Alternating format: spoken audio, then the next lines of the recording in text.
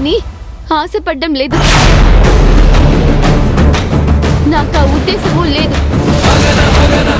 నేనేంటో నా వ్యక్తిత్వం ఏంటో తెలిస్తే ఇలాంటి మాటలు ఎందుకు మాట్లాడుతున్నావు? దయచేసి దీన్ని పెద్దది చేయకు, వెళ్ళిపో. ఇప్పుడు ఇలా అంటున్నావు.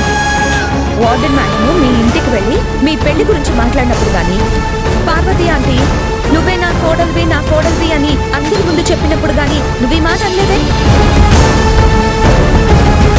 సో నీ మనసులో అలాంటి ఉద్దేశం లేదని మేమెలా అనుకోగలం?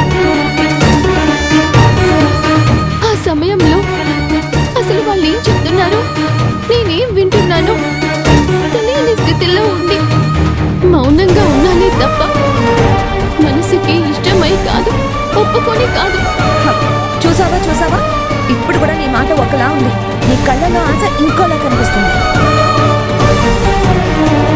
సుందరుడు కూడా ఎటు లేడు కదా, మరి మహేష్ ని చేసుకోవడానికి ఎందుకు ఇంత ఆలోచిస్తున్నావు? లేడని ఎవరన్నారు?